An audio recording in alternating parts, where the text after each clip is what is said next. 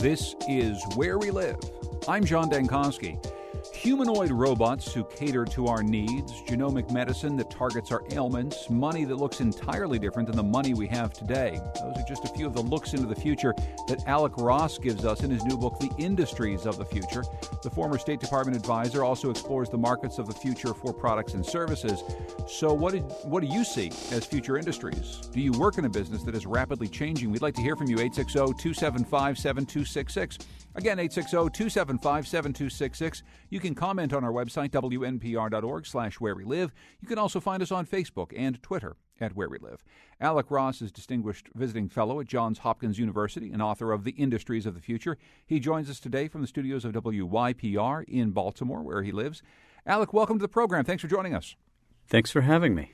So first of all, in the process of writing this book and in some of your own life experiences, what did you learn about the future by analyzing the past?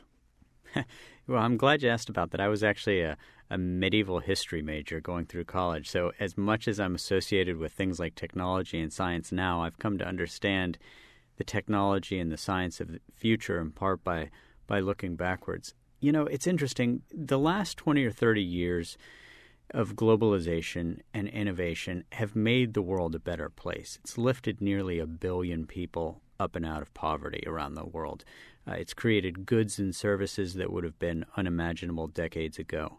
But if you're working class from, a high-cost East Coast center like Connecticut or West Virginia, where I grew up, the disruption and the change hasn't been all for the good. I grew up as a public school kid in West Virginia, working shoulder to shoulder oftentimes with men and women who had really struggled over the last several decades. And so I really think that the reason why I wrote this book, The Industries of the Future, was seeing not just the promise, but also the peril that comes with all of this globalization and innovation. You write about your growing up in Charleston, West Virginia, a place that relied on coal, and then coal goes away and chemicals come in, and chemicals have some of their issues. And those are two very important examples, really, Alec, of things that make people's lives better in that they give them jobs, but yet people who mine coal for a living don't tend to live too long, and people who have chemicals in their backyards tend to have their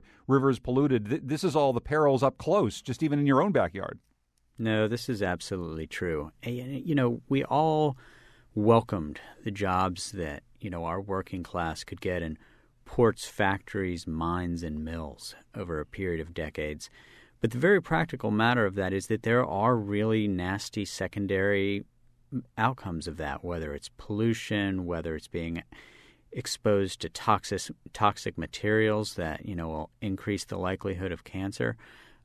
Some of this has actually been solved for us. It's been solved for us in part by globalization, where those jobs in ports, factories, mines, and mills have moved to lower-cost centers, in India, in Mexico, and elsewhere. And interestingly, some of the jobs that have remained have been automated. So the work that was done by coal miners decades ago is now being done by machines. Very sophisticated manufacturing work requires fewer humans now. And so what we're really seeing here, John, is America's transition from an industrial economy into an increasingly technology-rich, knowledge-based economy. And it's good for some folks, and it's really tricky for others. And I think another big question that underlies a lot of what's in your book, and we're going to get to some specifics in a moment, is this question of whether the benefits of globalization, something that clearly has transformed lives around the world, it's put more technology into more people's hands, it's given more people a better chance at a real life where they can make a dollar no matter where they live. We also see the benefits of globalization accruing to the folks at the very, very top more than ever. These massive gaps in equality that are such a feature of our presidential debate right now, those really are some of the things that are happening not only in America and around the world. Is that one of the outcomes of globalization that you have to grapple with here? It is. We're in an interesting position that, as far as I can tell, is unique in human history, where what we're doing is we are creating what in academic terms is called more bounty, but also more spread. So we are creating more wealth than we ever have before, and we are creating things like longer lives because of advances in the life sciences. That's the bounty. But it has more spread. So the beneficiaries of all of this bounty is increasingly concentrated in a smaller number of hands. I think, for example, about photography.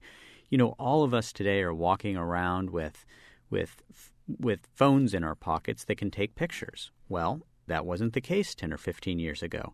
So our ability to all take photographs and do it all day, every day, that's bounty. We all now have a capability that we didn't once have. But what's interesting is that the economic benefit of that is flowing to relatively few people. In the same week that Facebook bought Instagram, home to tens of billions of those photographs, Eastman Kodak went bankrupt. Now, Eastman Kodak at its peak had 130,000 employees. Instagram, when it was bought, had 16. So this is the contradiction. We're all, happier because we can all walk around and take as many photographs as we want, but the actual economic benefit of that bounty flows to a relatively small number of hands. And if you're one of the 130,000 people who worked at Eastman Kodak, well, then you probably don't welcome this at all. We're talking with Alec Ross, whose new book is The Industries of the Future. He joins us from Baltimore, where he's a visiting fellow at Johns Hopkins University. You can join us at 860-275-7266 as we talk about the changing economy, the industries of the future. Tell us a bit about why you got into writing this book in the first place. You were the senior advisor for innovation in the State Department, serving under Secretary of State Hillary Clinton, and you got a chance to see these sorts of innovations around the world. What did you learn there that you wanted to turn into a book? Yeah, so, I traveled the equivalent of 25 circumferences of the globe. Traveled to dozens and dozens and dozens of countries. And it gave me a little peek at what's next. And what I came to understand is that there are elites, sort of, let's call them the Davos crowd, the academic crowd, the business elites. And they understand the forces that are shaping our future. And what I came to believe was that an understanding of the forces shaping our future was too narrowly understood. It was only understood by elites. It was only understood by the people who were really benefiting from it. And so the reason why I wrote The Industries of the Future, honestly, it comes more from my background as a public school kid in West Virginia than it did from my time at the State Department. I thought it was more and more important, especially for people beginning their careers, and for parents who are very concerned about what skills their kids are going to need in tomorrow's world. I wrote the book to try to light a little path. I wrote the book to try to say, hey, if the 20 years from 1995 to 2015 were all about digitization and the rise of the internet and all the changes that would flow from that, this is 2016 to 2026. This is what's coming next. And so having been, really blessed with the opportunity to travel all over the world and come to some conclusions about what the next forces are that are shaping the world, my real goal was not to then spend my time talking about it with the world's super elites, but to try to share that information as broadly as possible. Again, especially for people at the beginning of their careers and for parents trying to steward their kids' educations. So if you were imagining the world of 2016, say back in 1940 or 1950, whether you were a science fiction writer or one of those industrial elites, you might have been thinking of a world filled with robots, and you're writing that maybe the robots are coming in the next couple of years. That's right. I think the robots of the cartoons and movies of the 1970s are going to be the reality of the 2020s. And it's really coming for two reasons. Number one is this thing called mapping belief space. So things that were very complex to model out mathematically and algorithmically for robots, like grasping. Grasping might seem like a relatively straightforward task, but it's actually quite complex. The breakthroughs in mathematics have enabled us in just the last 2 or 3 years here to take robots from being dominantly two-dimensional to three-dimensional beings. And then the second big development here is the combination of artificial intelligence and cloud robotics. So, John, if C-3PO, our favorite robot from the 1970s, walked into your studio right now and interrupted us, he might say, "Oh, excuse me. Oh, my, I'm sorry to have interrupted you," and, sort of toggle on out of the studio. What would be happening as a practical matter is the amount of hardware and software it would take to whir in that gold-gleaming body it would be hundreds of millions of dollars to be able to have the cognitive ability, the ability to move and speak and do all of those actions that I just described.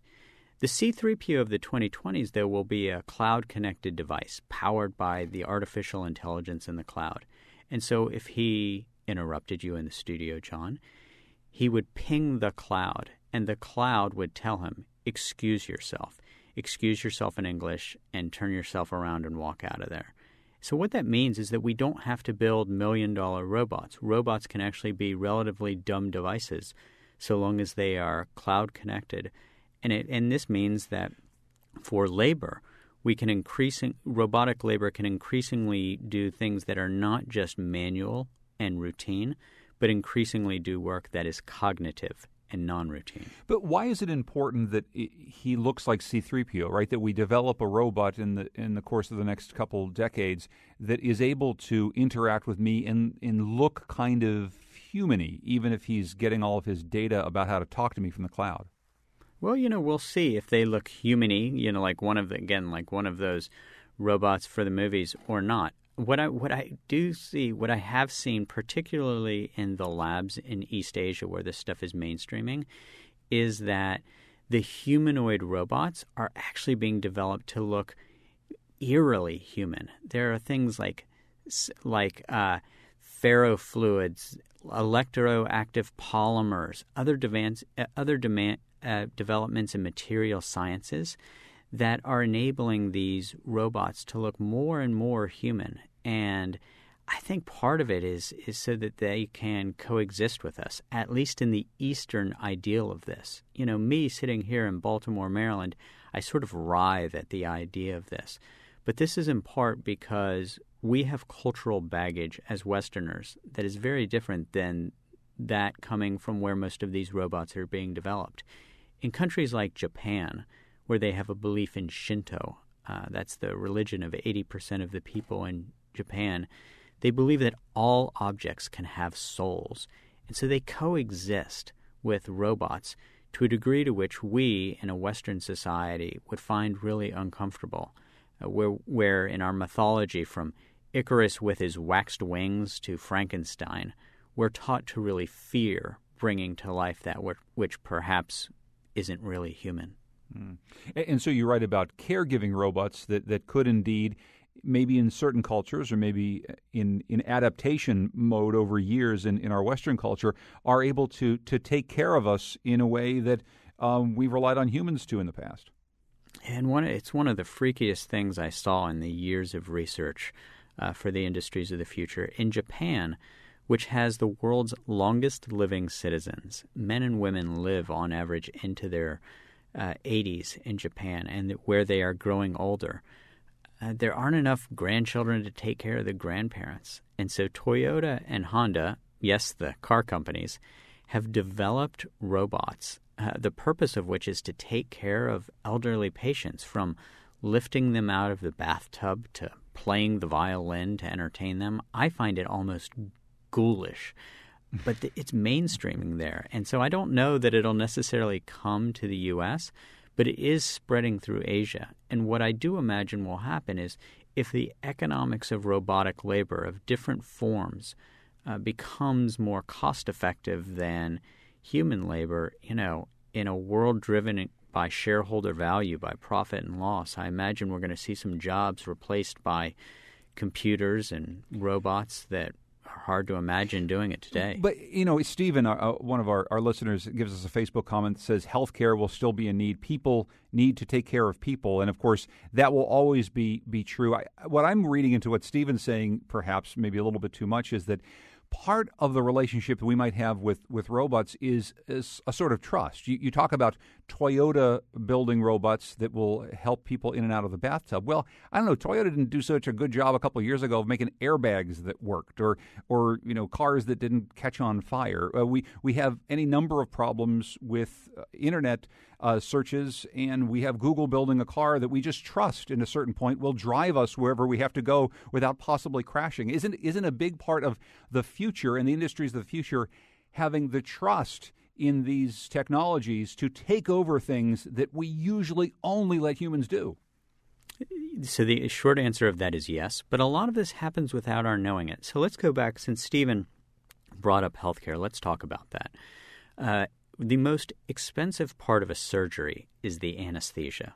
And so, it has typically been the case that in every surgery, there is an anesthesiologist in the operating room. In the last couple years, there have been more than 1 million robotic surgeries in the United States, in the U.S., where the anesthesia is done robotically. And the anesthesiologist, instead of one anesthesiologist being in every operating room, there might be one anesthesiologist looking at 5 different screens and monitoring 5 different surgeries taking place simultaneously. So not eliminating the anesthesiologist entirely, but taking the number per surgery from 5 to 1 in this case. Not per surgery, but rather taking the total number of anesthesiologists in, say, 5 surgeries from 5 to 1. And I don't think most people know this.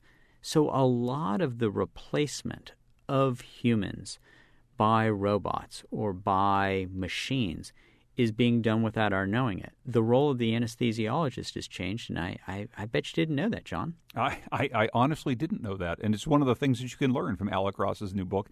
It's called The Industries of the Future. If you want to join us, 860-275-7266. We're going to come back from a break. We'll continue this conversation. Later this hour, we'll be joined by the president and CEO of Jackson Laboratories, Dr. Edison Liu.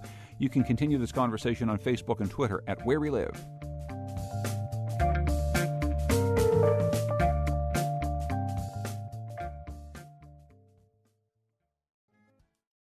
This is Where We Live. I'm John Dankosky. Today we're talking with Alec Ross. He's a distinguished visiting fellow at Johns Hopkins University in Baltimore. He's the author of a new book called The Industries of the Future. Join our conversation at 860-275-7266. We talked about robots in our daily lives, whether or not they can take care of us or drive us from place to place. Of course, one of the things we've been monitoring closely over the course of these last 2 wars, Alec, is robotic warfare. Are other countries catching up to our use of drones in warfare? Well, they aren't at this point for the simple reason that it costs an enormous amount of money to develop this technology, and the expertise for developing the technologies tends to be in the U.S., and we restrict its export. There are examples of drones that have been developed and by, even non-state-based actors, relatively unsophisticated, like Hezbollah and others, but they aren't launching Hellfire missiles. So the use of drones is spreading, but, not the kind of drones that necessarily weaponize the air in a new way. Now, having said that, anything that we create, we can't imagine that capability is going to exist exclusively for the U.S. So I don't see many other nations getting the capability to use drones as we have in the next 3 or 4 years, but thereafter it wouldn't surprise me if they did. That may not be the way that people wage war against the United States in the future, but certainly cyber terrorism, cybercrime is something that you outline in the book and something that is very, very real and here, and something that everything from the State Department to the Department of Defense, they're worrying quite a bit about. How big a role do you think cybercrime and cyber terrorism plays in the problems of the future that we're going to have to contend with? Yeah, now having just said that drones are a while off, let me tell you, cyber weapons are here right now. I think that the weaponization of code is the most significant development in conflict since the weaponization of fissile material. The difference being that creating a nuclear arm requires access to the scarcest of scarce scientific talent and transuranium elements, whereas creating powerful cyber weapons has a much lower barrier to entry. When I was at the State Department, we declassified a national intelligence estimate that put the total loss of intellectual property through cyber attacks from America on an annual basis at $300 billion. So basically, the total amount of exports to Asia every year is stolen by the Chinese in a year. And if that trade were legitimate, it would mean about 2 million more jobs in the U.S. So I can't imagine a much bigger impact of cyber conflict than that. Now to this point, we haven't seen subways go dark. We haven't seen airplanes fall from the sky or anything like that. And the reason for that is that the places that do have the capability to launch cyber attacks that would produce those kinds of outcomes have no incentive to wage that kind of physical terror, but it could happen in the future. And right now, I think the economic impact of cyber attacks against the United States could not be more keenly felt. 2 million jobs. But so are we spending the money in the right places to combat this? I mean, it seems as though we want to continually build weapons systems that will counteract other weapons systems, try to kill people in new and innovative ways. Are we spending the requisite money, Alec, to protect ourselves from these cyber attacks that you say could cost billions or trillions of dollars? So here's the tricky part. At the end of the day, in the world of physical conflict, guns and missiles, it's the job of government to provide our defenses. But in the case of industry, where all of this intellectual property is being stolen from, it's more of a question. Well, who's in charge of protecting these networks? Is it the government or is it industry? Government has proven nearly as vulnerable as anybody in anything. I mean, when I was in government, the OPM, the Office of Personnel Management, was hacked from the Chinese. And so the Chinese now have access to my clearance information, which, let me tell you, they know just about everything about me now. And so I don't know that we want to necessarily entrust the U.S. government with protecting our corporate networks. And so this is where things get tricky. The role of defense in physical conflict is different than the role of defense in cyber conflict. And so it's really, I think the onus right now is on corporations to increasingly focus on their cyber defenses, because I don't think that they can count on the U.S. government to protect them. But look, I mean, we just saw the standoff. I mean, it happened to recently to have gotten into your book, the standoff between Apple and the government over whether or not to unlock this iPhone that was said to have information about shooters in the San Bernardino attacks. There's an instance where a company has developed a type of security solution that the biggest, baddest folks in the world can't seem to crack into unless they try really, really hard or essentially ask them to do something for them. I mean, it seems as though in cases like that, Apple and other huge multinational companies like that may be at odds with the Defense Department, for instance, that may be trying to protect us now and in the future. So in this case, first of all, you're making my point for me in that, Apple in this case clearly has a set of technical capabilities that the FBI didn't. Now, I do think it's important to note that the military, the CIA, the NSA, and others actually didn't support the request of the FBI. This is the case of the FBI really acting on its own, trying to get Apple to hack itself. But this is really my point. I think the FBI showed a galling lack of sophistication in being able to get into that iPhone. They said it was impossible to get in without Apple's help. And then, oops, lo and behold, they could get in with some help from the outside. This goes to my point about why corporations are better off protecting themselves than having government do it for them. But here's a problem with that, John, is we're talking about Apple, which has, remarkable technological capabilities. What if you're a small business owner in Hartford? You're not Apple. What if you're a medium-sized business that does have some IP that some hackers might want access to? But you're not Google. You don't have the capabilities of a Fortune 500 company. And so this is one of the tricky parts, too. When I say corporate America, there's a huge amount of diversity in corporate America. So when I think about small, medium-sized enterprises in Connecticut, they don't have the ability to protect themselves like the country's biggest businesses. This is why the cyber domain is such a mess. Before we have to take a break, though, I should ask you, you talk about millions and billions of dollars going to cyber terrorism or cyber warfare. One of the things that we've been trying to do to combat that is making things like our credit cards safer. Money has certainly been changing. But do you see a near future where even the idea of the physical credit card as the way we shuffle money around is going to be a thing of the past? Well, I'll tell you, I actually think that the more our currencies digitize, whether it involves plastic or not, actually makes us more secure and not less secure. Most of the technology being developed out of places like Silicon Valley right now that are focused on payments tend to involve the very powerful encryption that so drove the FBI nuts with Apple. And so I actually think that the evolution in finance and payments is going to make us more safe as opposed to less safe. Do you think that the economy changes, though, when we have less physical money? Same thing as before. We have big corporations and then small mom and pops. A lot of mom and pops, people on the streets really are dealing in a cash economy. As that changes, does it change, I don't know, our entire culture?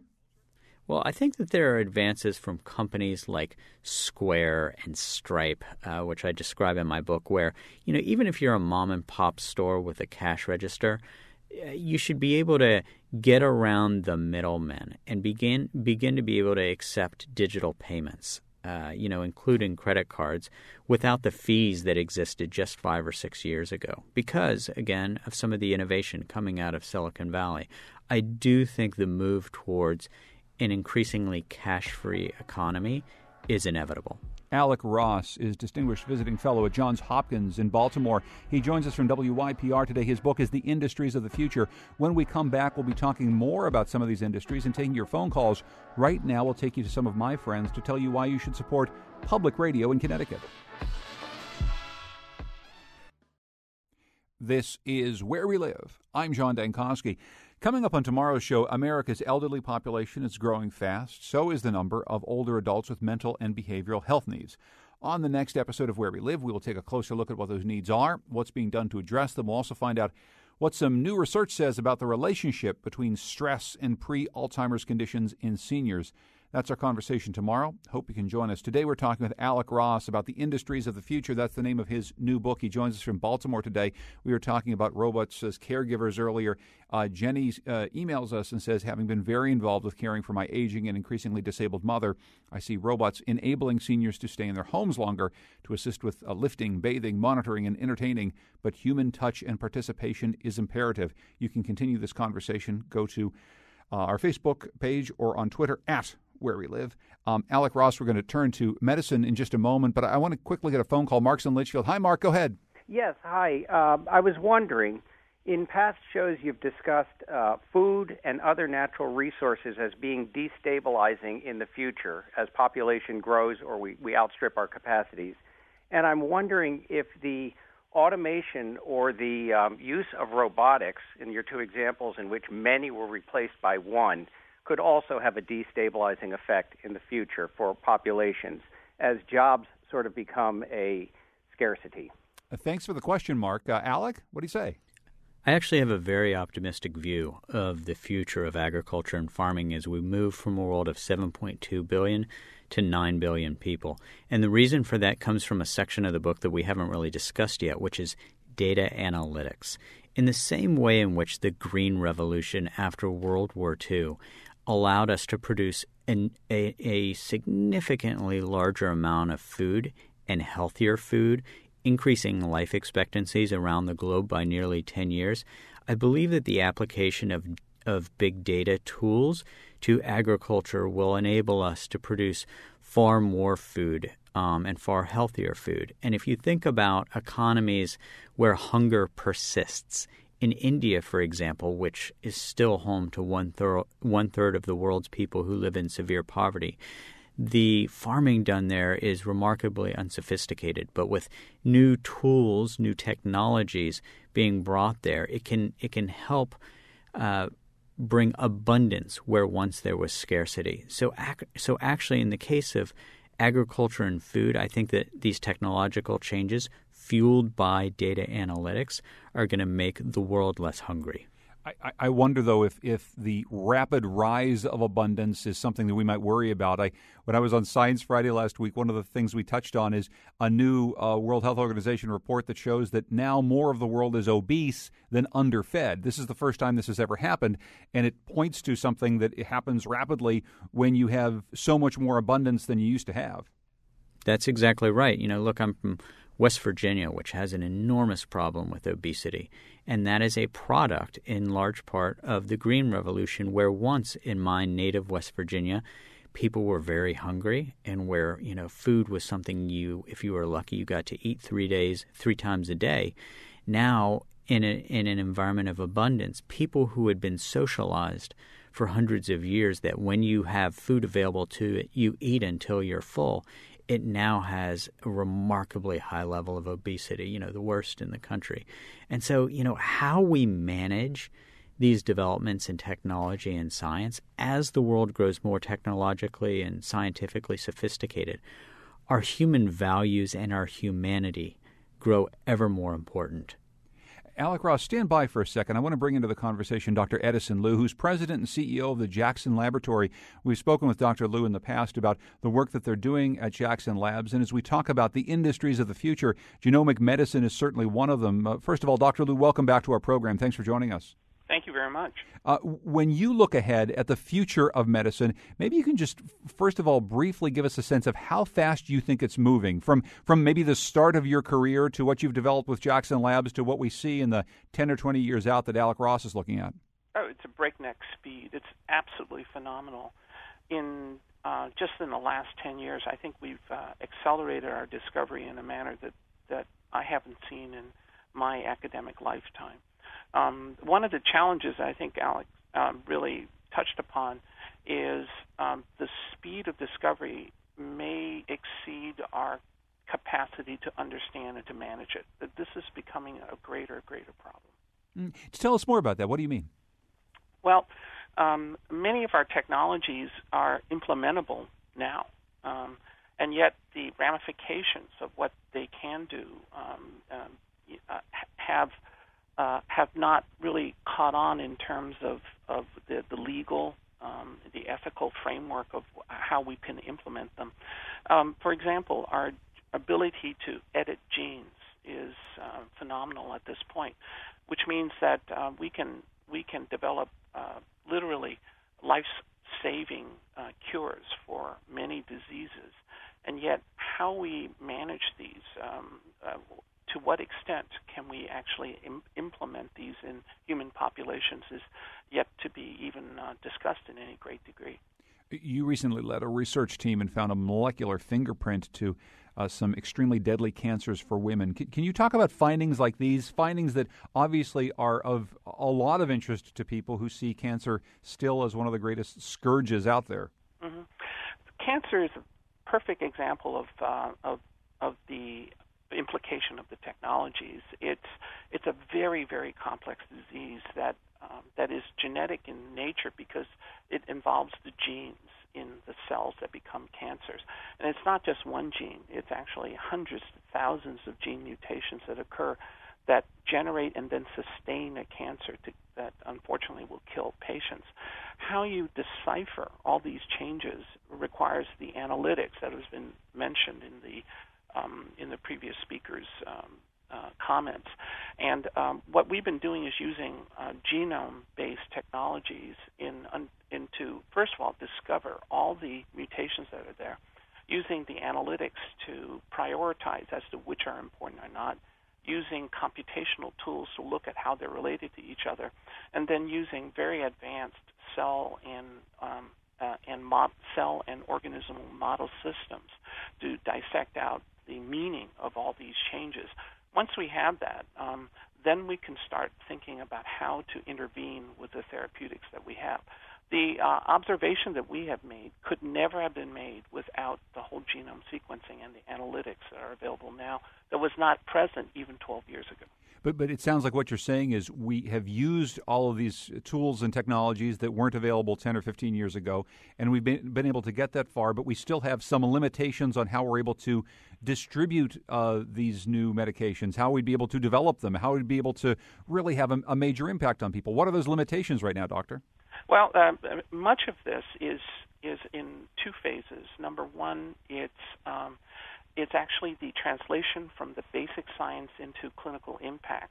The limiting factor right now is the clinical verification, that is, the clinical trials. It is so costly and takes so long to get to that point.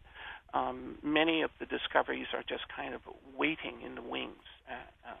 Now, in addition to that, we have a crisis in healthcare finance. So even if we develop the potential cures, these cures are so expensive that the system itself is buckling under the cost considerations of distributing these cures. Alec Ross, could you pick up on that? So he sees the limitations of the cost of this. Of course, in this new world that you write about, it seems as though there should be the ability to make enough money to go around, to be able to pay for these technologies of the future that Dr. Liu is working on. What do you say? Well, I'm in violent agreement with everything that Dr. Liu said, and the work that he and his colleagues are doing is spectacular and spectacularly important. Now, to focus on the financial question for a moment, I think that the world's last trillion-dollar industry was created out of computer code. The world's next trillion-dollar industry is going to be created out of genetic code. It's the commercialization of the kind of work that Dr. Liu described. Now, there are two headwinds here. Number one is the way that we finance healthcare in the United States and the way that we commercialize drug discovery through the FDA process makes this, much more difficult and costly than it ought to be. As Dr. Liu said, there are discoveries just there for the waiting, but they've got to go through this, remarkably difficult clinical trial program. The second thing is that as this mainstreams, as is the case with so many innovations, it will benefit the wealthy first, and then it will be the upper middle class, and then it will be absorbed into what will be accepted by healthcare insurance programs, and then it will be pulled into the broader mainstream globally. And so I think that the kind of work that Dr. Liu was describing will add years of life expectancy on a per capita basis, but it will do so over a period of 10 to 12 years, initially benefiting the wealthy and then mainstreaming over time as a function of finances. Dr. Liu, before I let you go, then, as we look into the future there, give us one fix. I mean, what's one thing that makes this system better, that allows you to get some of your discoveries to market to be used by more people more quickly? Well, I think the regulators have heard the need to move more quickly, and I think that they're trying very hard to streamline the process.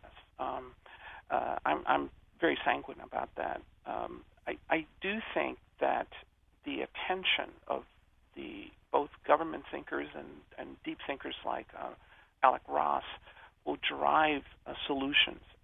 In one of the paradoxes that we have right now is our challenge is not the technologies to deliver the goods.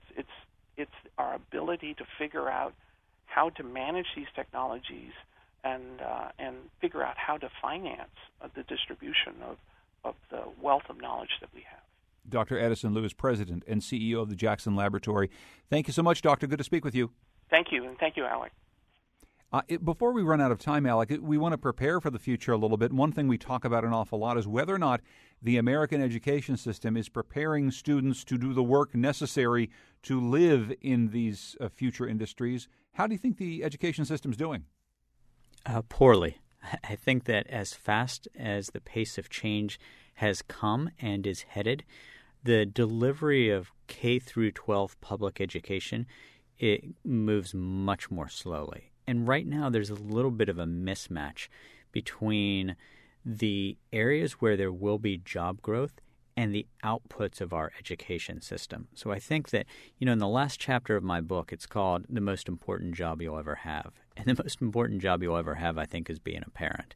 And so, my call here is for parents who have kids in school who aren't necessarily getting everything that they need in school to prepare for the future, to take, some responsibility at home and to give them tools to be able to fill in the gaps. But there's this enormous achievement gap. In Connecticut, it's as bad as it is any place in the country. And there are many students for whom their parents, maybe their teachers, can play an increasing role in getting them into a job at some point that is going to benefit all of us. There's an awful lot of people who clearly are being left behind. I mean, what do we as a society do for those folks who maybe can't rely on some of the same backstops that the rest of us grew up with? This is where we need good old-fashioned leadership, and we need good old-fashioned leadership to try to drive change through our public school systems. that serve these very vulnerable populations. I grew up in one of these myself. I taught in one in West Baltimore through Teach for America, so I've seen this up front and close. Families with very limited resources and who have very limited educations themselves are only going to be so resilient in the face of all of this technological and social change. And so we've got to depoliticize a lot of the delivery of public education in this country, identify where the real skills development that map to job creation will be, and pivot our education there, as is being done in many other places around the world, including Dr. Liu's native Singapore and through much of Northern Europe. The book is called The Industries of the Future, and the author is Alec Ross. He joined us today with some of his ideas about the future. Continue this conversation at Where We Live on Facebook and Twitter. You can also email us, wherewelive@wnpr.org. Alec, thank you so much for joining us. I really appreciate it. Thank you, sir. Our program is produced by Tucker Ives and Lydia Brown. Our technical producer is Kyone Wolf. Heather Brandon is the digital editor. The executive producer of Where We Live is Katie Tolarski. Thanks to all of our great interns. And I want to thank you for supporting WNPR in the past. If you haven't yet supported it this year, I'm going to turn you over to some friends who are going to tell you how you can become a member of WNPR and support programs just like Where We Live. Thanks for joining us.